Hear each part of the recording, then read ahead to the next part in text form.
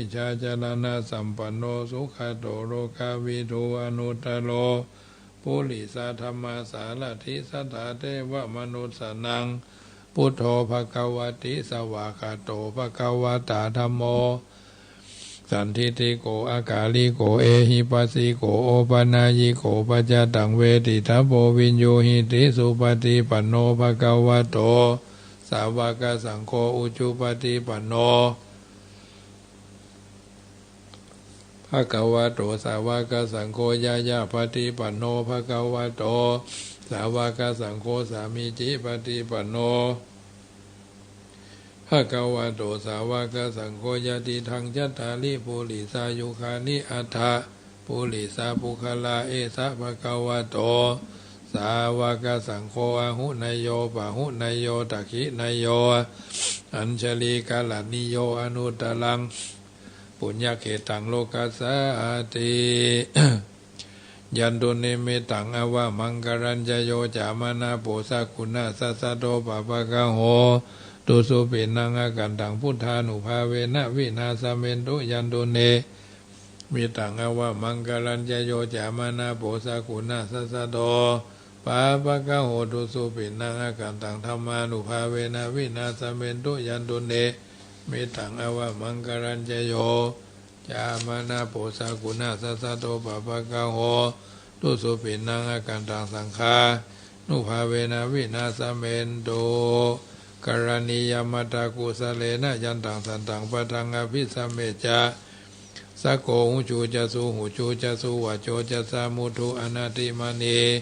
สันตุสะโกจะสุภโรจะอภคิโจจะสันละมุกาวุติสันตินทริโยจะนิปโก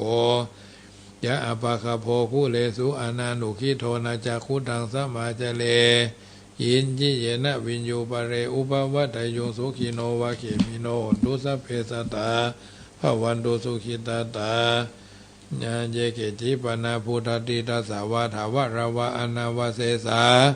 ทิฆาวะเยมหันตาวะมัชฌิมารัสสกานุกาธุราทิฏฐาวะเยจาอธิทาเยจะทุเรวสันติอวิทุเรพุทธวาสัมภเวสีวาสัพเพสตาภวันตุสุขิตาตานาปโรปรังนิกุเพทนาติมัญเยตากถาจินังกินจิพยาโลกัสนาพยาโลกัสนาสยมุญญาพยเสนาเมตัญจสัพพโรกัสมิงมานาสัมภาวะเยอปาลิมานังอุทังอโทจติริยัญจาสัมปทังอเวรังอสัมปทังทิทันจลังนิสิโนวาสยาโนวายาวะทัสสาวิคตามิโทเอตังสติงอติถายาพระมเมตังวิหารังอิตมาอุติถินจานุปกมะศีลวาทัสสเนนะสัมปันโนกาเมสุวินายะเคทังนาหิจตุกภาสยังปุณเรติติกาลานิยเมตตาสุตังวิโรปะเขหิเมเมตังเมตังเอราปะเถหิเมจาปยาพุทเทหิเมเมตังเมตังกันหาโคตามะเกหิจาปะตะเกหิเมเมตังเมตังทิปะตะเกหิเมเมตังเมตังปะหุปะเตหิเมมามังอปะทะโกหิงสิมามังหิสิติปะทะโกมามังจตุปะโตหิสิมามังหิสิปะหุปะโตสัพเพสัตตาสัพเพปะนาสัพเพพุทธะจะเกวราสัพเพพัทรานิปัสสันตุมาขินจิปะปะมาขมาปะมโนพุทโธอปมโนธัมโมอปมโนสังโฆปะมานะวันตานิสิริงสัพพานิอหิวิจิกาสตปฏิอุณนาภิสราภูมุสิกาคัตตะเมลคาคัตตะเมปฏิตาปฏิกัมมันโตพุทธานิโสหังนะโมภะคะวะโตนะโมสัตตานังสัมมาสัมพุทธานังขันธปริตังวิยันตุนิมิตังอวะมังกรัญจโยจามานาโปสกุณะสัสสะโตปะปะกะโหตุสุปินังอากันตังพุทธานุภาเวนะวินาสเมนตุยันตุนิมิตังอวะมังกรัญจโยจามานาโปสกุณะสัสสะโตปะปะกะโหตุสุปินังอากันตังสังฆานุภาเวนะวินาสเมนตุ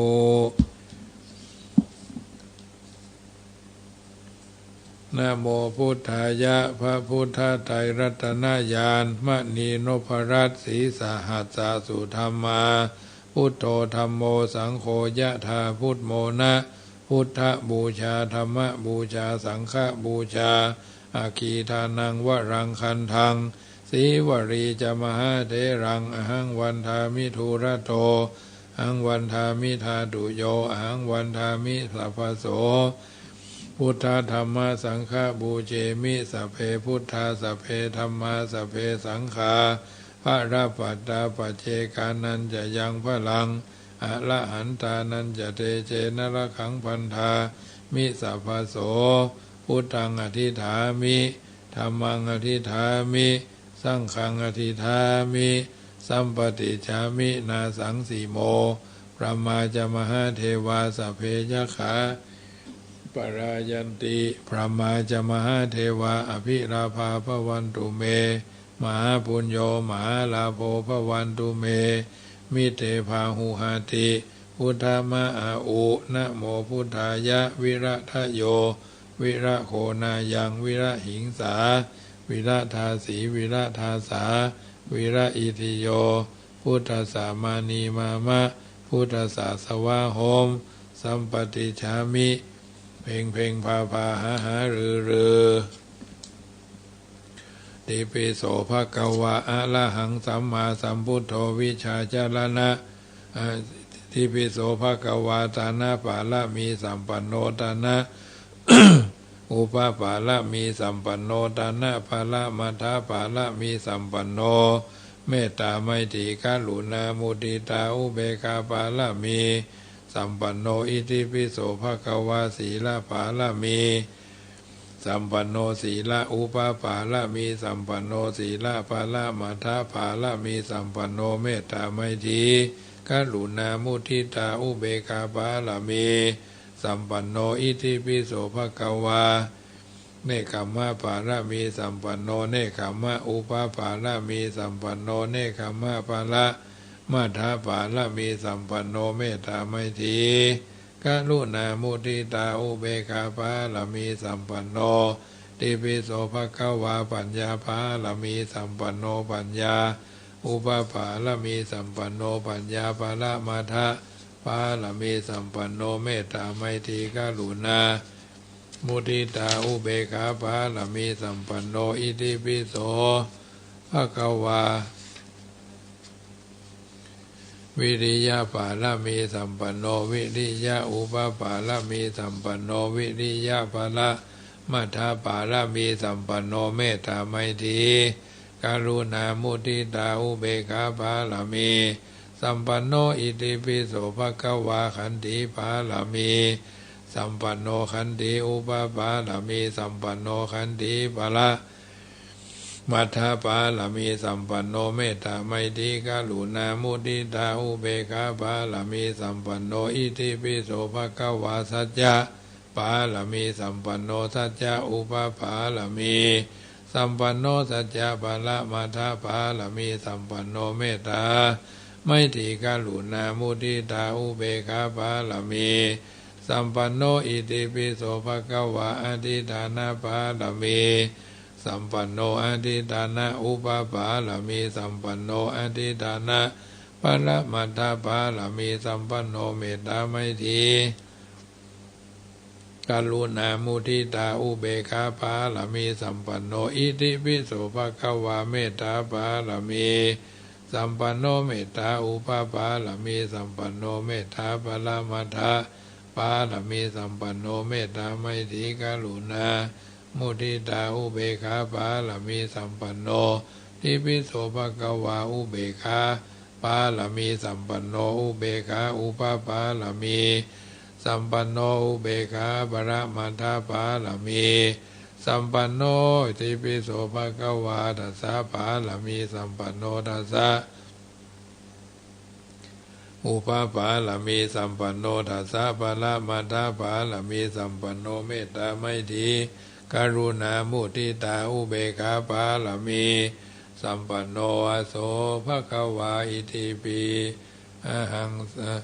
สวาธุพระปัญญาปาละมี30ท่าสวาธุพระปัญญาปาละมีวัดแวดล้อม วิริยะปาลมีออมละวังดีศีลปาลมีบางออกบางดาบเมตตาปาลมีผ่าแพ้ทางพื้นฐานะปาลมีเป็นพื้นดังต่ออุเบกขาปาลมีก่อเป็นเวียงสัจจะปาลมี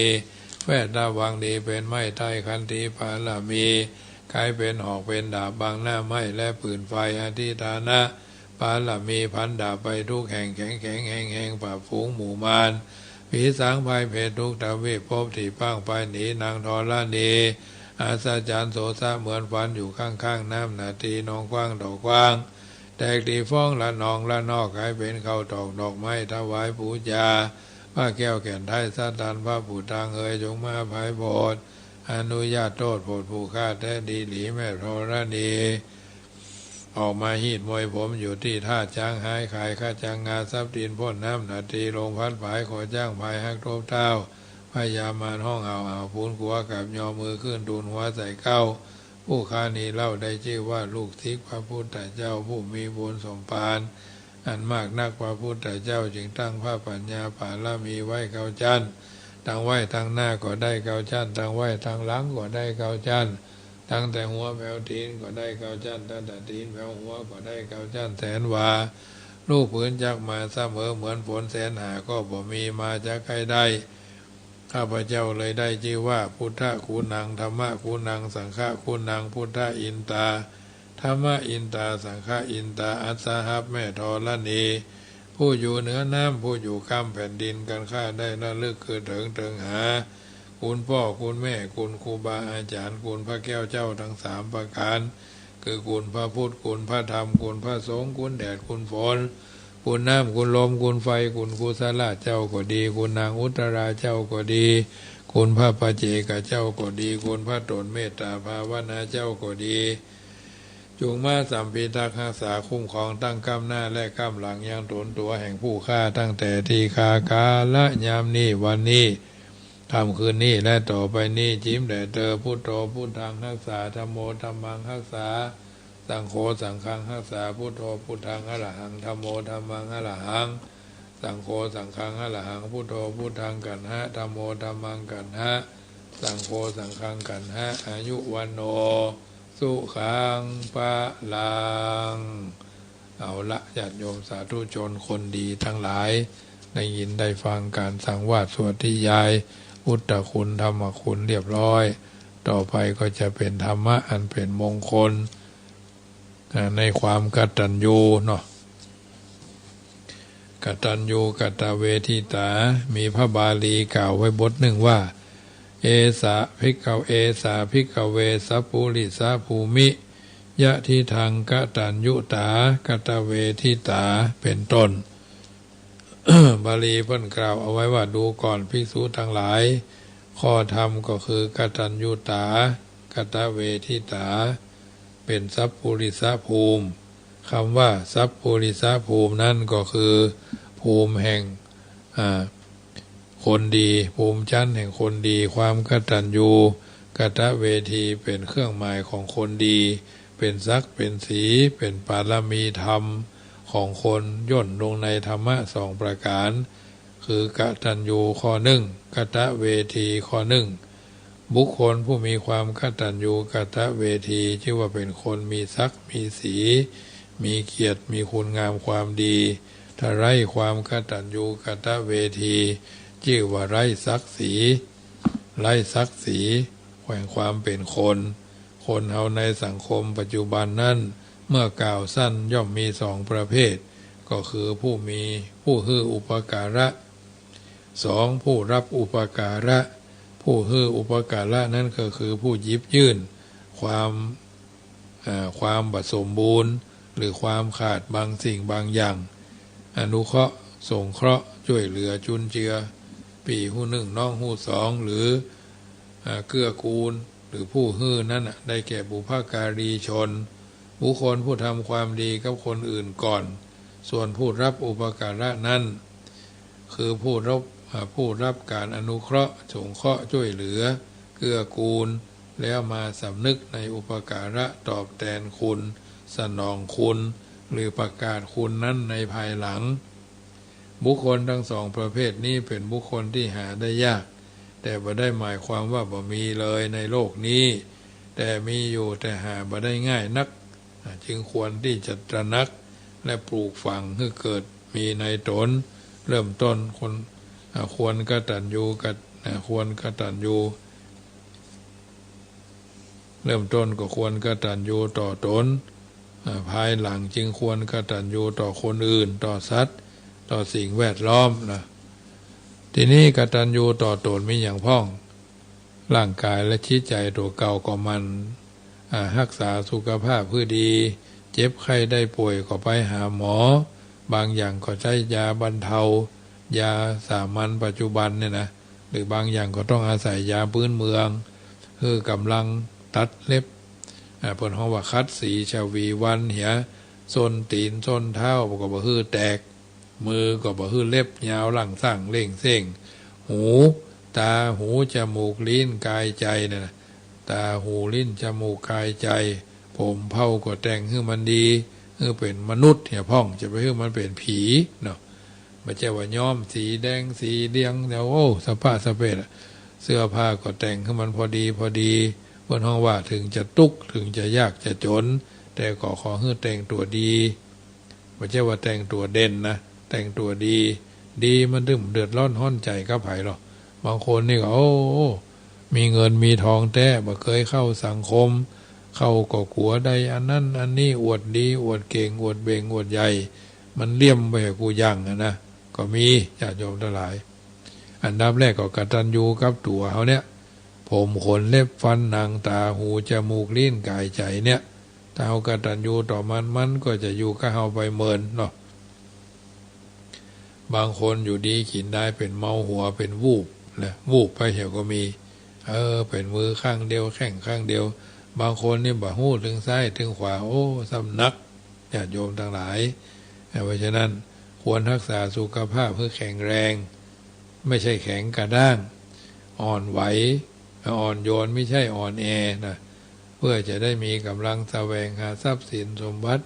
มาสร้างรักฐานมาสร้างรักแท่งมาปักฐานให้มั่นคงเนาะปักฐานให้มั่นคงเมื่อร่างกายแข็งแรงโรคภัยไข้เจ็บย่อมบ่เบียดเบียนนะความบ่มีโรคก็เป็นโชคเป็นลาภอันประเสริฐจิตใจก็จะเข้มแข็งได้ต้องอาศัยอยู่ในร่างกายที่แข็งแกร่งกายกับใจเมื่อได้รับ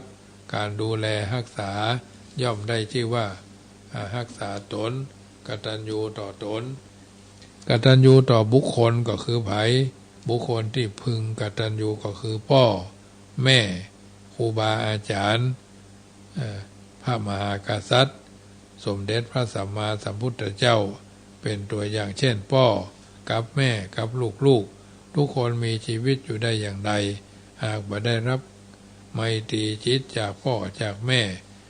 การเลี้ยงดูอุ้มชูในการศึกษาแสวงหาทรัพย์สมบัติมอบ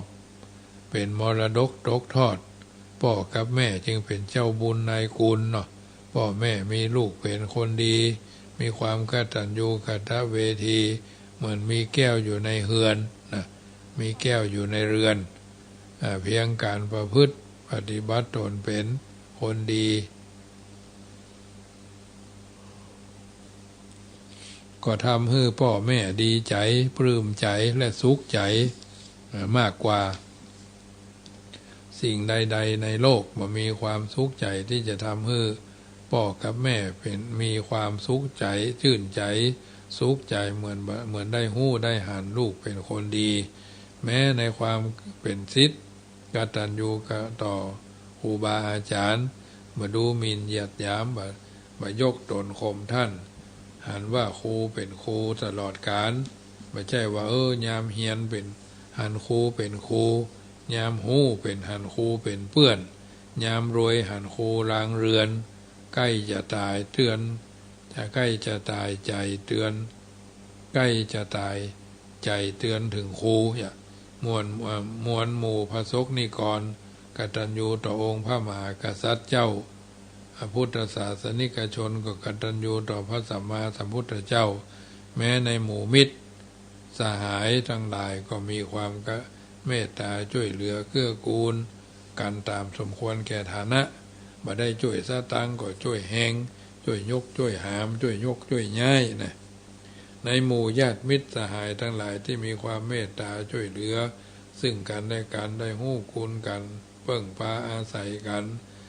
ยามตอบแทนบุญคุณอันตามกันตามฐานะก็ย่อมมีลักษณะเช่นเดียวกันกตัญญูต่อสัตว์ล่ะสัตว์ที่เราเลี้ยงเช่นช้างม้างัวควายที่ใช้เป็นพาหนะเทียมรถเทียมเกวียนเทียมล้อเทียมลากเข็นหรือไถน้ำให้ไถนาเนาะก็นับว่าเป็นสัตว์ใหญ่ที่มีคุณบุคคลบ่ควรประมาทเหี้ยมโหดทารุณฟาดกาบัญญังกานะควรมีความกรุณาปราณีบ่เคี่ยนบ่ตีในเรื่องที่มันเป็นเรื่องให้ใช้งานเกินกำลังถึงเวลาพักก็พักคนไม่ใช่เครื่องจักรสัตว์ไม่ใช่เครื่องจักรต้องการความรักและความเห็นใจอันนี้เป็นเรื่องของสิ่งสาราสัตว์มนุษย์เท่านี้ก็ถือว่าเป็นสัตว์สัตว์ประเสริฐสัตว์ประเสริฐนี่ตัวแม่งามสัตว์เดรัจฉานนี่ตัวผู้งามตัวผู้เด่นตัวแม่นี่มันได้อยู่กับที่เนาะอันนี้ถือว่ากตัญญูต่อสัตว์สิ่งสาราสัตว์ที่เราได้ใจอันที่มันเป็นสาระก็บ่ต้องเอามาเลี้ยงนะบางคนนี่ฮักหมาฮักแมวเหมือนลูกเหมือนเต้านี่ใครเกินพอดีเนาะเกินดีนะไม่ใช่ว่าพอดีเกินดีกตัญญูต่อสภาพแวดล้อมสภาพวัตถุสิ่งของที่เป็นคุณเป็นประโยชน์แก่ตนและส่วนรวมบุคคลควรสำนึกรู้สึกและความได้ห่วงแหนนะได้ห่วงแหนเปิ้นตวยเนาะบ่ต้องการให้ไผมาประทุษร้ายทำลายเสียหายดังเช่นต้นไม้ที่เคยอาศัยห่มไม้ใบบังห่มเงาก็บ่ควรตัดกิ่งริดก้านตัดกิ่งริดก้านลานใบเนาะเด็ดยอดขุดหากถากเปลือกหรือเอาใจใส่ดูแลพรวนน้ำใส่ดินใส่ปุ๋ยใส่ดินควรจะแนะนำคนอื่นหูอนุรักษ์เต็มใจเต็มอนุรักษ์เต็มและอันป่าเดิมป่าเดิมและเสริมสร้างป่าใหม่ป่าใหญ่ไว้ทดแทนห่วงแหนและควรจะดำเนินตามรอยเบื้องพระยุคลบาทแห่งพระเจ้าอยู่หัวรัชกาลที่9รัชกาลที่10ก็ได้เนี่ยซึ่งเป็นเสมือนบรมบพิตรพระราชสมภารเจ้าผู้ทรงพระคุณอันประเสริฐพระองค์ทรงพระกรุณาอันประเสริฐที่ทรงอนุรักษ์น้ำและป่าก็เพราะว่าทรงตระหนักในป่าอันสำคัญอันยิ่งยวดในแผ่นดินเนาะและเป็นทรัพย์เป็นศีลเป็นอันมีค่าประการใดก็ป่าไม้จะสมบูรณ์ได้ก็ต้องอาศัยน้ำถึงน้ำจะเกิดจะมีได้ก็ต้องอาศัยป่าเขาลำเนาไพรเป็นต้นน้ำก็คือเป็นต้นคิดเป็นต้นไม้เป็นต้นน้ำและป่าก็เป็นที่อยู่อาศัยของคนก็ได้สัตว์ก็ได้เนาะบางที่ก็เป็นเขตป่าสงวนบางที่ก็เป็นเขตอุทยานเนี่ยขั้นสมเด็จพระเจ้าอยู่หัววชิรเกล้าเจ้าอยู่หัวทั้งสองและพระบรมราชินีต่างก็มีความอะไรมีความเป็นห่วงในผู้ที่สบายก็ดีหรือคนที่สบายแล้วก็อาจจะคอนแคนพักฟื้นกันบางเทื่อก็อาจจะท้อแท้ท้อถอยคนอื่นเพิ่นย่ำเป็นอย่างเฮาก็เบิดหนึ่งเป็นหนึ่งเบิดหนึ่งเป็นหนึ่งยะมันก็จะเป็นเนี้ยในส่วนของอัตตาสัมมาปณิธินะก็เป็นเรื่องที่ต้องใส่ใจในส่วนต้องทำตัวคือเป็นแม่พิมพ์แม่เป็นห่อเป็นแบบบ้าเป็นแบบเบ้า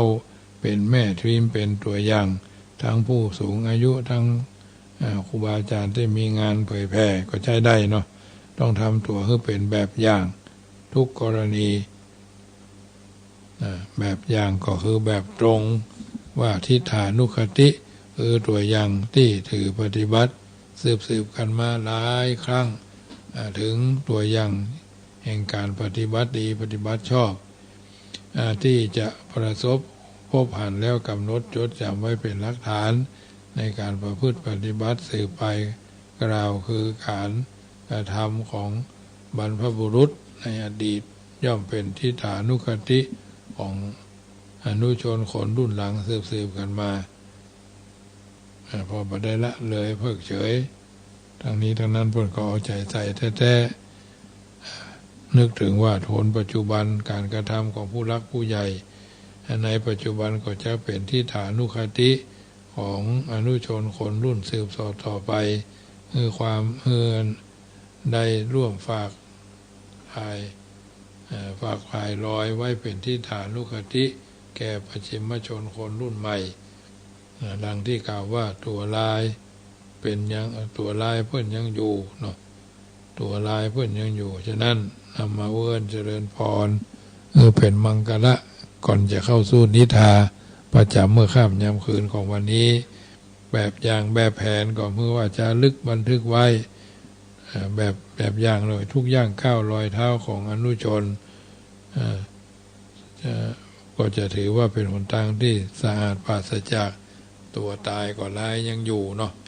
จารึกก็คือประเพณีคือความนิยมประพฤติปฏิบัติที่ดีงามซึ่งการกระทำตามกันมา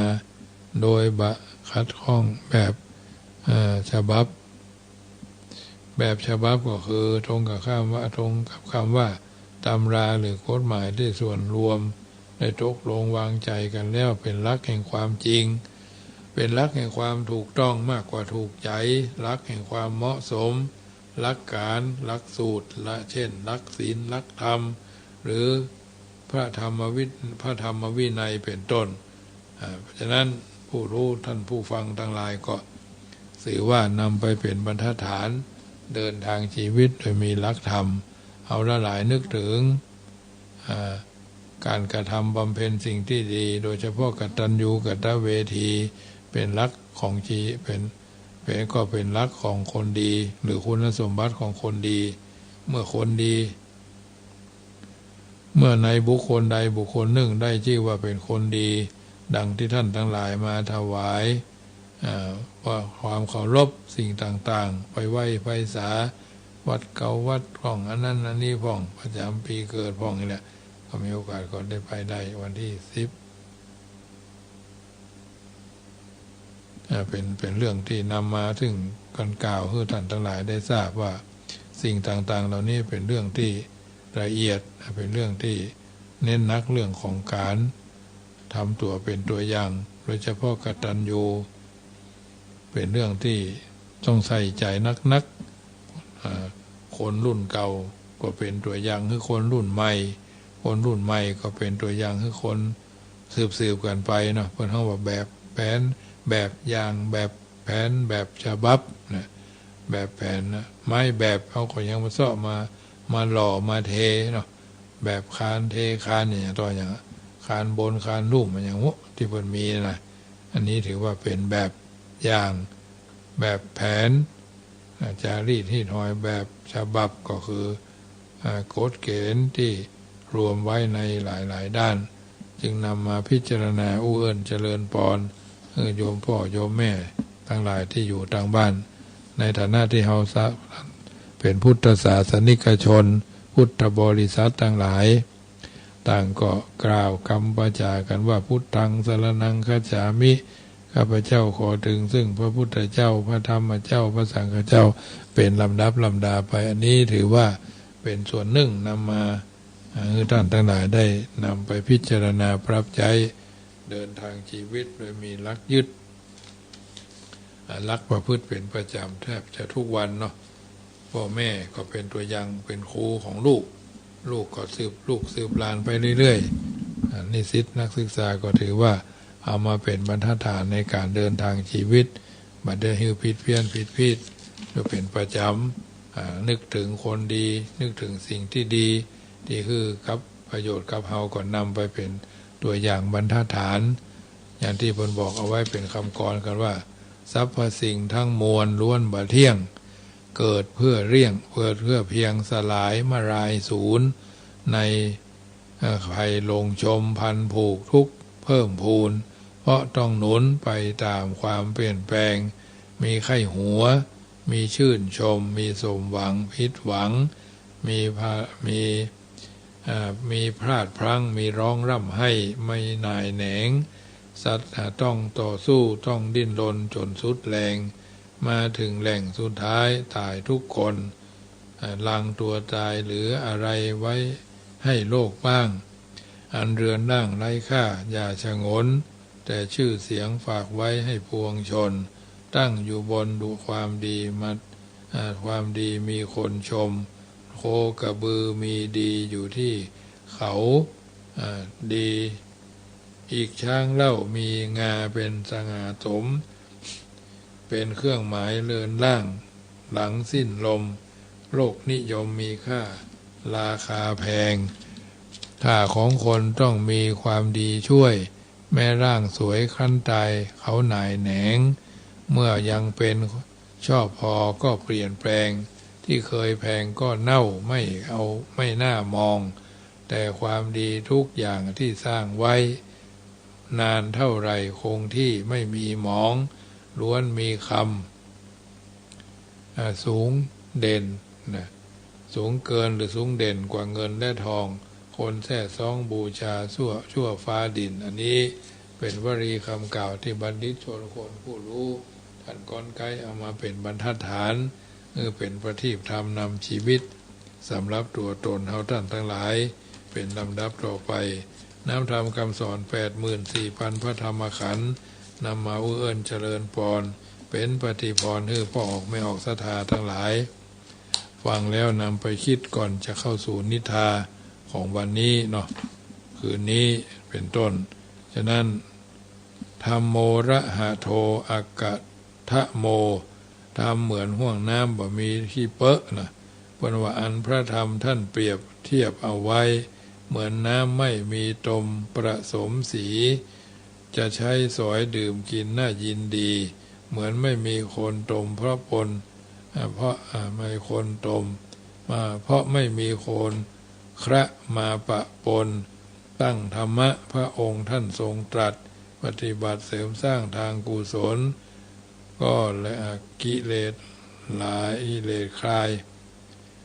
ตายจากจิตใจคนดุจสายชนชวารีไม่มีตนเป็นต้นอันเนี้ยญาติโยมสาธุชนบอกไม่ออกศรัทธาทั้งหลายก่อนนำรายการจากท่านไปในช่วงค่ำคืนของวันนี้ก็ขอบอกเจริญพรเนอะโดยว่าวัดจังกรรมก็จะมีงานบวชพระเพกตุในวันที่9 เดือนหน้าคือเดือนเมษา9 ถึง 15นี่กำหนดยืดยาวไปถึงปุ้นวันที่4ก็ส่งตั๋วเนาะวันที่3เมื่อแรงก็ส่งตั๋ววันที่4เมื่อแรงก็โกนหัวตัดผมไฟนะตัดผมนาคเนาะโกนหัวนาควันที่5วันที่วันที่5ก็ทำขวัญนาคเมื่อแรงเนาะวันที่6ก็บรรพชาอุปสมบททุเจ้าเก้าตนเนน30ซึ่งก่อนเนนนี่ก็จะบวชต้นพฤษภาก็เป็นละอ่อนเนาะป.3 ป.4 ป.5ซึ่งเจ้าหน้าที่ผลก็จะได้จัดไว้ท่านทั้งหลายจะร่วมกันเป็นเจ้าภาพก็ตนละ3 ปันนะทุเจ้าเก้าตนทุเจ้าตนละ3 ปันเนนตนละ1,700อยู่ในนี่หมดเพราะว่าจะได้จัดถั่วเฉลี่ยกันไปทั้งนี้ทั้งนั้นก็ถือว่าเป็นการช่วยเหลือจุนเจือซึ่งกันและกันการให้อภัยด้วยดีตลอดมาเพราะฉะนั้น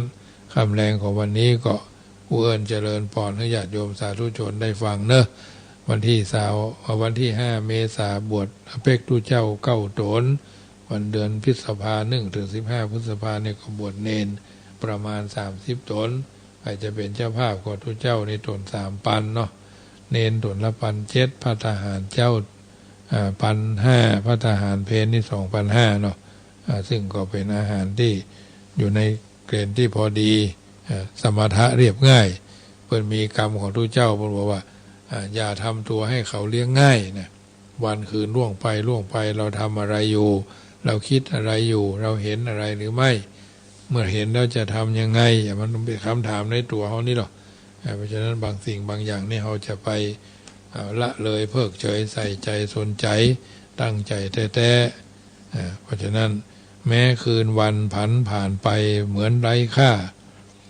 แม้เวลาที่ผ่านไปก็ไร้จุดหมายถ้าไม่เห็นจะเป็นไรยังไม่ตายจะเสียดายทำไมแค่การเวลารู้สึกตัวคิดได้ก็ยังไม่สายจงขวนขวายสิ่งอันใดให้ทำเถิดหนาถ้ามีศีลห้าชื่นชมเบิกบานไร้ทุกได้ทุกคราเหมือนดอกบัวที่โผล่ขึ้นฟ้า